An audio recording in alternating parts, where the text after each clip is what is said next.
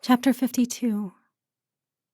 Sierra was having a strange dream in which she was watching herself from across a dark stone room where she was being held prisoner as a small mouse was investigating one of her legs, its whiskers tickling her skin. But when she tried to move her arm to scratch, she couldn't because her arms were bound. Sierra's eyes flew open as the sensation increased, her eyes searching the stone floor for the mouse, which was indeed by the side of her leg. Sierra had always been averse to rodents, and it took everything in her to tromp down the scream that crawled up her throat. This mouse was clearly friend, not foe, and she needed to remain calm. Her eyes caught Bronze across the room. He was awake and staring at her, and he probably sent me that dream, Sierra realized. Before she could ask him to confirm, the words of the mouse drifted through her mind. "Help is needed." Just like before, Sierra couldn't find a way to respond, so she just nodded her head, hoping whatever magic was at work would communicate the answer to the mouse. "We cannot break the bonds." "Do you know someone who can?" she asked in a whisper, which made it a little less weird, even though she knew she was communicating with the mouse mind to mind. "Yes. Wait for the sign." "What sign?" Sierra asked, but it was too late and the mouse was scurrying off under the door. How it fit through the crack that was barely a sliver, Sierra had no idea, but she was thankful that it could. "And?" Braun's voice cut through her thoughts. "It said it didn't know how to break our bonds, but it knew someone that could. It said wait for the sign." "What sign? And what are we supposed to do when said sign appears?" Ashlyn asked, now awake as well. "I'm not sure," she grimaced. "This talking to animals magic thing isn't as clear-cut as you would think."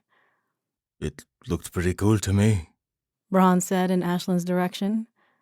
"It is, but it's not like I can communicate full sentences. It's more of an impression on my mind, and it's usually very short and not very clear." "It makes sense if you think about it. Ron explained. We assume that communicating with animals would be easy, but animals don't have the same diction or verbal structure that we do, and often communicate complex emotions with a single sound. Like a single bark of a dog can indicate he is angry and about to attack. So when your magic translates, it probably does its best, but it may be taking a single sound of the animal and trying to put it into an understandable sentence. It's quite remarkable, really." Ron was right. Sierra hadn't had a whole lot of time to explore how her magic worked just yet, but the fact that it would be very difficult to translate the sounds of animals into words made sense. It also was unsurprising that they wouldn't gender their speech as humans did. The good news was they didn't have to wait long for the sign. Soon there was a sound, a bit like an avalanche in the distance. "Do you think that's the sign?" Ashlyn asked. "I assume so," Sierra replied. The noise grew louder, as if the avalanche was moving closer. "Oh, do you think we should be concerned?" Ashlyn's eyes were wide with panic. Sierra wasn't sure if they should worry or not, but she figured being nervous wouldn't help any. "I'm sure the animals know what they are doing." Ashlyn scrunched his face in what was either concern or disagreement at the sentence Sierra had just uttered. She opened her mouth to argue, but just then the stone beneath them began to shift and move, almost like an earthquake. "I'm regretting this decision immensely." Ashlyn looked around nervously, but Sierra saw that Braun had a smile on his face. He was enjoying this. As the rumbling came to a peak, the wall behind Sierra began to rattle, her body moving with the movement of the wall, causing her teeth to chatter together despite her efforts to hold them together. Before she could process another thought, the stone wall behind her collapsed inward, the chains around her wrists snapping just in time for her to lean forward and cover her head with her hands. She tried to cry out to Ashlyn and Braun in warning, but she couldn't be sure any sound passed her lips as the wind was knocked out of her. It was a good thing Kay was no longer here, as Sierra was sure this would have killed her. As quickly as it began, the rumbling stopped, and Sierra heard the sound of stones scraping against one another as they were shifted and lifted off of her. As soon as she was able to lift her head, she did, only for the blinding outdoor light from the pale sunrise to filter into the room, revealing the form of several large elipags as they used their trunks to move stones off her and Ashlyn. From his spot across the room, Bron was mostly spared, but his wrists were still cuffed to the wall behind him. Sierra looked down at her own arms, which were now free thanks to the fact that the metal cuffs had been attached to stones, which were now in pieces around her. Sierra brushed herself off and stood, fighting to pull her chained legs free as they were still attached at the ankle beneath the stones. As soon as part of the restraining chain was revealed, the elipag closest to her used a tusk to snap it in half. She could move freely now, although the heavy metal cuffs remained firmly around her ankles. Another elipag was busy helping Ashlon with his ankle chains as Sierra rushed across the room to Bron, her fingers brushing over his cuffs, trying to figure out how to get his wrists released.